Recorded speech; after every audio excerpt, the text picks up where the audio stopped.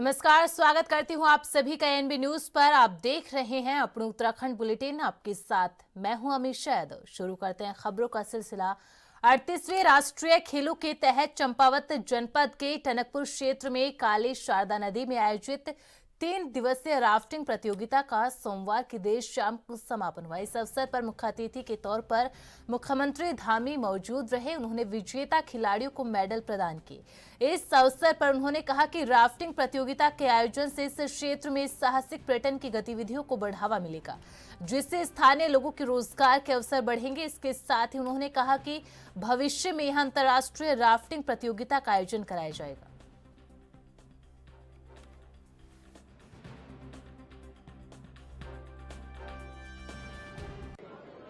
Rafting करने के बाद मेरी समझ में उसी समय एक बात अच्छी तरह से आ गई थी कि ये क्षेत्र पूरे भारत के नक्शे पर स्थापित होगा और यहाँ पर एक अपार संभावनाएं हैं, अनंत संभावनाएं इस क्षेत्र में हैं। और उसी निमित्त 2023 में यहाँ पर राष्ट्रीय चैंपियनशिप भी राफ्टिंग की आयोजित की गई थी और इस बार तो गजब ही हो गया। आप सब लोगों ने प्रयास किया, हमारे अनुरोध को माना और शानदार यहाँ राफ्ट खरीद लिए और पहली बार आज ये world record of Guinness book बनने वाला है कि पहली बार राफ्टिंग की प्रतियोगिता रात में होने जा रही है। ये पहला अवसर है और ये इतिहास भी हमारा, ये भारत के प्रथम गांव, एक ग्राम सभा उचेली कोट हुई ना हमारी,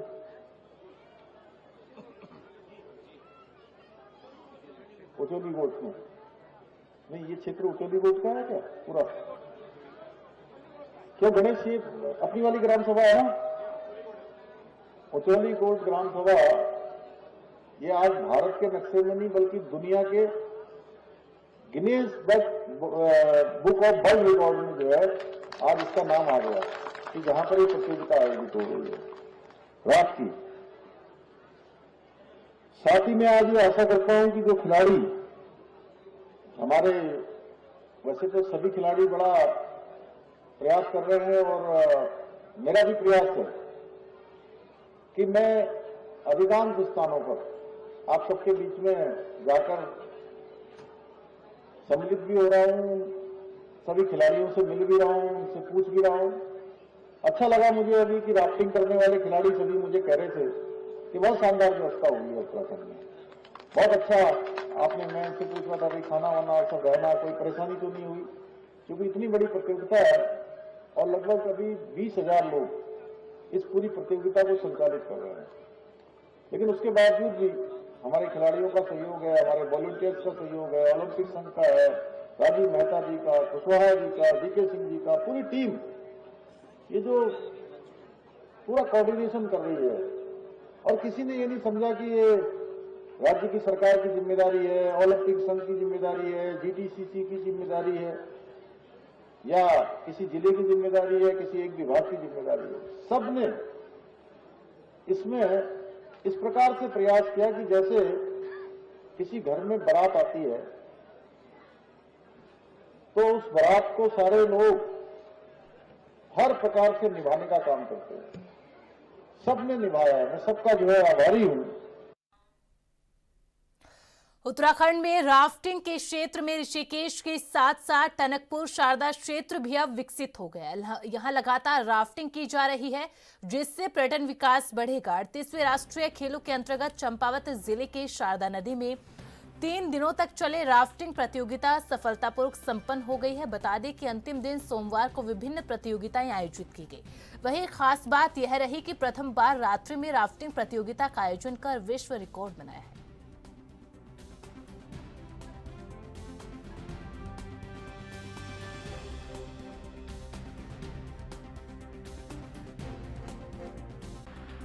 यह आयोजन आने वाले भविष्य के लिए बहुत अच्छी शुरुआत है और यहाँ पर आज एक Guinness book of world record भी बना है।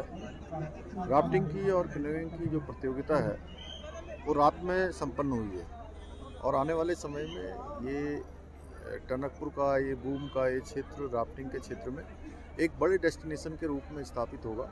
और आज ये पूरे देश के सामने, दुनिया के सामने आ गया है और इसके विकसित होने से इस क्षेत्र में अनेक प्रकार की संभावनाएं आने वाले समय में होंगी। रोजगार बढ़ेगा, इस क्षेत्र में पर्यटन बढ़ेगा, लोगों को समृद्धि होगी और ये क्षेत्र भी डेवलप होगा। सर, वर्ल्ड में पहली बार फ्लड लाइट में राफ्टिंग का यहाँ पर रिकॉर्ड बना है। ये अपने आप में बहुत बड़ी एक उपलब्धि है कि ये सुरक्षित और बहुत सकुशलता से सफल तरीके से ये आज रात्रि में राफ्टिंग प्रतियोगिता संपन्न हुई है। ये अपने आप में वर्ल्ड रिकॉर्ड बना है। यहाँ पर मैं सब कुछ अंदर आया तो मुझे इम्प्रेस मिला कि यहाँ तो यार इंटरनेशनल टूर्नामेंट करा सकते हैं। और 10 मिनट में मैंने जिसने कराना था उससे बात भी कर ली सीएम साहब के आने से पहले, कि मुझे मालूम था अगर मैं इंटरनेशनल टूर्नामेंट यहाँ कराता हूँ तो मुझे अप्रूवल लेनी पड़ेगी जिन लोगों ने कराना है। मैंने फेडरेशन से भी कंसल्ट कर लिया, जिन लोगों ने आर्मी ने कराना था आर्मी के अफसर से भी कंसल्ट किया। उसके बाद मैंने सीएम साहब से रिक्वेस्ट करी, तो सीएम साहब तो कभी भी इन चीज़ों को मना करते ही नहीं। उन्होंने आपके सामने ही हाँ कर दिया और स्पीच में ही बोलते। तो मैं सोचता हूँ हम जल्दी ही इस इंटरनेशनल इवेंट को यहाँ कराएंगे। और ये हमारे साथ में ये भी इच्छा है जहाँ जहाँ हम ये इवेंट कराएंगे वहाँ 5 स्टार होटल रहे, क्योंकि इंटरनेशनल टूर्नामेंट कराने में हमें होटल्स की बड़ी प्रॉब्लम आ रही है। तो मैं सोचता हूँ कि हमारे जितने भी स्टेडियम बने हैं वहाँ अभी हमारे बच्चे कुछ जिम कॉर्बेट में रह रहे हैं, अच्छे होटल में रह रहे हैं, नैनीताल रह रहे हैं, भीमताल रह रहे हैं, हल्द्वानी में भी होटल अच्छे हैं, बट हमारी रिक्वायरमेंट पूरी नहीं होती है। तो अगर हमने इतना अच्छा इंफ्रास्ट्रक्चर बनाया है तो एक होटल अगर हम 5 स्टार बनाते हैं और अपना जो एरोड्रम है, एरोड्रम को अगर उसकी स्ट्रिप बड़ी करते हैं तो हमारे बड़े एयरक्राफ्ट उतरेंगे और हमारा बिजनेस भी बढ़ेगा, टूरिज्म भी बढ़ेगा। ऐसा मेरा सोच रहा है। और इन सब चीज़ों के लिए सीएम साहब ने मुझे अभी बताया कि आप इसको करिए, मैं आपके साथ। देखिए ये सब सोच डीके सिंह की है और प्रशांत जी की है। इन्होंने इस इवेंट को इतना खूबसूरत बना दिया कि आप इसको वर्ल्ड क्लास इवेंट कह सकते हैं। आज ये इवेंट जो था आपके वर्ल्ड क्लास एरिना में आ गया और सब लोग इसको देख रहे हैं, डायरेक्ट टेलीकास्ट है, इसकी वीडियो भी खूब चलेंगे। तो मेरी शुभकामनाएं हैं सबके साथ, ऑर्गेनाइजिंग कमेटी के साथ, खासकर यहाँ डीएम और एसएसपी ने बहुत अच्छा काम किया, तो उनको भी मेरा धन्यवाद रहेगा। और मुख्यमंत्री पुष्कर सिंह धामी ने परिवार संघ प्रयागराज में चल रहे महाकुंभ में पवित्र त्रिवेणी में पावन स्नान किया, जिसको लेकर बीजेपी प्रदेश प्रवक्ता हनी पाठक ने कहा कि मुख्यमंत्री धामी जिस तरह से संत सनातन की जागरूकता को बढ़ावा देते हैं, जिसके तहत उत्तराखंड में धर्मांतरण कानून भी लागू किया गया। उन्होंने कहा कि प्रयागराज में मुख्यमंत्री जिस तरह से अपने पूरे परिवार के साथ प्रयागराज में गंगा स्नान कर रहे हैं, जो कि काफी सराहनीय है।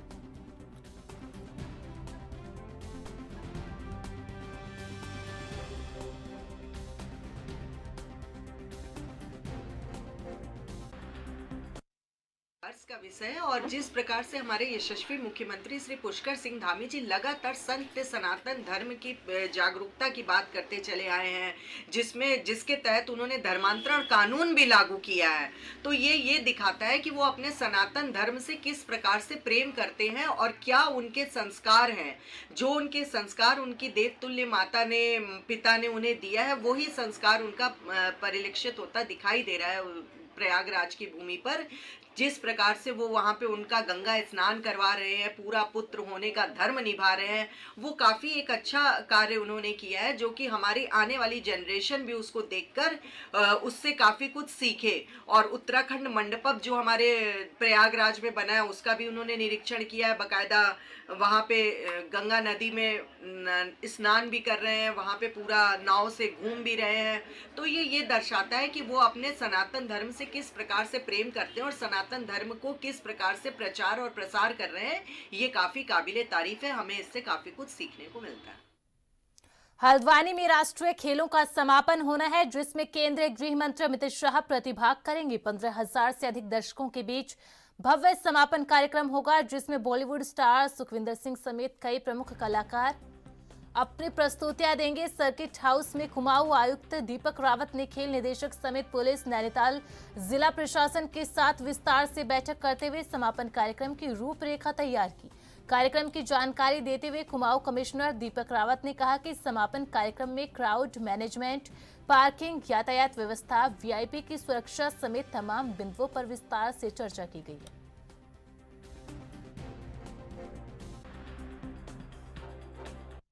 अभी 3 दिन पहले माननीय मुख्यमंत्री जी भी स्टेडियम में आए थे और आपने भी एक मीटिंग सभी ऑफिसर्स के साथ की थी। तो उसी क्रम में आज जो हमारे उधम सिंह नगर के नैनीताल के जो ऑफिसर्स हैं, स्पोर्ट्स डिपार्टमेंट के ऑफिसर्स हैं, आप सबसे बैठक हुई है कि उस दिन जो समापन कार्यक्रम है उसके लिए जो प्रबंध है, कहाँ से कौन आएगा, कहाँ पे वेलकम ग्रुप्स लगेंगे, पार्किंग्स की व्यवस्था, उसमें टॉयलेट्स की व्यवस्था, रिफ्रेशमेंट, स्टेज आइटम्स, इस पे डिटेल में चर्चा हुई है और सभी को अपनी अपनी ड्यूटीज दे दी गई हैं और ये कहा गया है कि एज ए टीम हमें काम करना है। कहीं पे किसी प्रकार की कोई दिक्कत आती है तो हम टच में रहें, कम्युनिकेशन रहे और उनको समय रहते पहले से ही हम लोग एंटिसिपेट करते हुए उनको सॉल्व कर लें और प्रयास ये है कि अच्छे से अच्छा और भव्य जो समापन कार्यक्रम है ये कराया जाए। Thank you.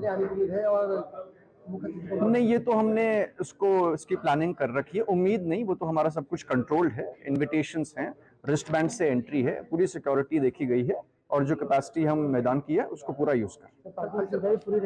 पार्किंग में इस तरीके से है कि जो 8 पार्किंग्स हम बना रहे हैं उसमें जो बसेस आएंगी और उसके बाद शटल्स चलेंगी या फिर किसी को 800-900 मीटर पैदल चलना है तो वो पैदल वहां से जाएंगे। उसमें जो बेसिक सुविधाएं होती हैं, एक तो लाइट चाहिए होता है, पानी पीने का वहां पे और टॉयलेट्स, ये तीनों चीजें हम लोग वहां पे लगा रहे हैं। प्रोग्राम क्योंकि जो आपके डिग्निटरी रहेंगे वहां पे, जो वीआईपी रहेंगे, 1 घंटे का कार्यक्रम तो वहां पे है, उससे पहले और उसके बाद यहाँ पे जो हमारे आर्टिस्ट हैं वो मौजूद रहेंगे और वो कार्यक्रम करेंगे। Thank you.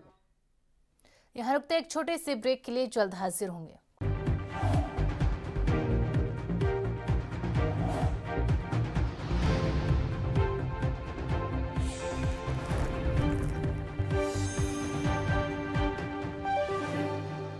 ब्रेक के बाद स्वागत है आप सभी का। खबरों में आगे बढ़ते हैं। उत्तराखंड का बजट सत्र आगामी 18 फरवरी से शुरू हो रहा है।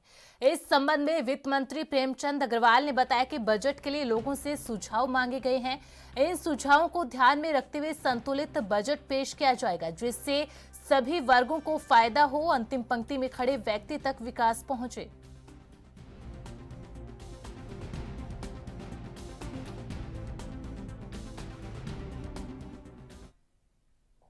उत्तराखंड में 18 फरवरी से शुरू हो रहे बजट सेशन को लेकर कैबिनेट बैठक में अनुमोदन किया जाएगा।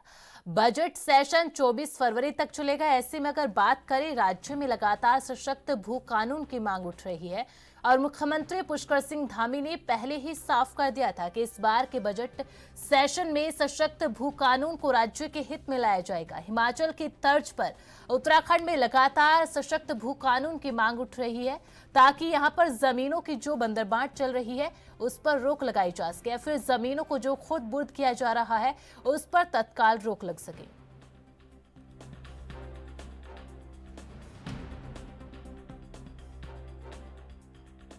उत्तराखंड में 12 फरवरी को जो है सचिवालय के अंदर कैबिनेट बैठक होनी है और उसी में जो है बजट को लेकर भी अनुमोदन किया जाएगा। साथ ही साथ अगर बात करें, 18 तारीख से जो है विधानसभा का बजट सत्र शुरू हो रहा है, जो कि 24 फरवरी तक चलने की पूरी संभावना है। ऐसे में अगर बात करें तो राज्य में लगातार जो है सशक्त भू कानून की मांग उठ रही है और मुख्यमंत्री पुष्कर सिंह धामी ने जो है पहले से ही साफ कर दिया था कि इस बार जो है बजट सत्र के अंदर भू कानून को राज्य के हित में लाया जाएगा। हिमाचल की तर्ज पर ही जो है उत्तराखंड में लगातार सशक्त भू कानून की मांग उठ रही है। लगातार जो है लोगों के द्वारा भी, जनता के द्वारा मांग उठाई जा रही है कि यहाँ पर जो है जल्द से जल्द भू कानून लागू हो, ताकि यहाँ पर जो जमीनों की बंदरबांट है या फिर जमीनों का जो है किसी तरह से मिसयूज जो हो रहा है उस पर रोक लग सके। हालांकि अभी देखने वाली बात यह होगी कि इस बार जो बजट सत्र विधानसभा के अंदर देहरादून में होना है, उसमें सरकार क्या वास्तव में भू कानून का कानून उत्तराखंड के लिए लागू करेगी या फिर अभी और इंतजार भू कानून का उत्तराखंड को करना होगा। जिस तरह से लगातार जमीनों की खरीद फरोख्त को लेकर धामी सरकार अब कहीं ना कहीं सख्त नजर आ रही है और उन्होंने साफ भी किया था कि इस बार जो है भू कानून राज्य की जो मांग है उसको विधानसभा बजट सत्र में इस बार सरकार लेकर आएगी। लेकिन अभी इस पर संशय बरकरार है, क्या इस बार के विधानसभा बजट सत्र में सरकार पूरी तरीके से उत्तराखंड के लिए भू कानून को लेकर आ रही है, क्योंकि उत्तराखंड लगातार भू कानून की मांग कर रहा है और कहीं ना कहीं यह उत्तराखंड के लिए जरूरी भी है। देहरादून से कैमरा पर्सन दिनेश कुमार के साथ अभिनव नायक, एएनबी न्यूज।